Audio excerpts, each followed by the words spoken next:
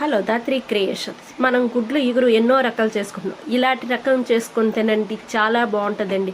రోటీల్లోకి, చపాతీల్లోకి, బిర్యానీకైనా అన్నంలోకైనా సూపర్గా ఉంటుందండి. ఈ గుడ్లు ఇగురు చాలా టేస్ట్గా ఉంటుందండి. ఈ గ్రేవీ అనేది గుడ్డు కూడాను గొప్ప స్మూత్గా చక్కగా ఉంటుందండి. మనం ఒక 10 గుడ్లు తీసుకొని ఒక కళాయిలోన ఒక 10 గుడ్లలాగా వేసుకొని చక్కగా నీళ్ళు వేసుకొని ఉప్పు వేసుకొని అవి ఉడకపెట్టుకోవాలండి. బాగా మనం దేంట్లోనైతే వండుకుంటామో ఆ తపేల పెట్టుకొని ఆ మట్టికొండ పెట్టేసి దాంట్లో ఆయిల్ వేసుకొని ఉల్లిపాయ ముక్కలు, అల్లం వెల్లుల్లి పేస్టు, కరివేపాకు వేసుకొని చక్కగా వేగాలండి. ఎర్రగా కలరు గోల్డెన్ బ్రౌన్ కలర్ వచ్చినంత వరకు వేగనివ్వాలండి. ఈ లోపల మిక్సీ జార్లోన టమాటా పళ్ళు 3, ధనియాలు, జీలకర్ర, తర్వాత కొద్దిగా దాల్చిన చెక్క, పువ్వు, ఒక 2 స్పూన్లు శనగపలుకులు కూడా వేసుకొని చక్కగా మిక్సీ చేసుకోవాలండి.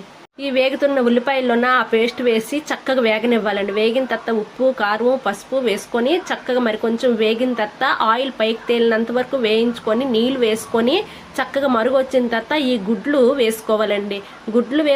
అన్ని గుడ్లు వేసిన తర్వాత హైలోన ఒక్కసారి పెట్టేసిన తర్వాత అది చక్కగా మరుగొచ్చిన తర్వాత సిమ్లో పెట్టాలండి.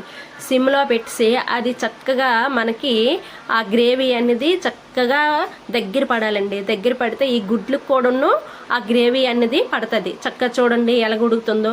అలా మరి కొంచెం దగ్గర పడితే మనకి శనగ పలుకులు వేసాం కదండి, చక్కగా కమ్మగా ఆ గ్రేవీ అనేది అన్నంలో కలుపుకుంటే సూపర్గా ఉంటుందండి.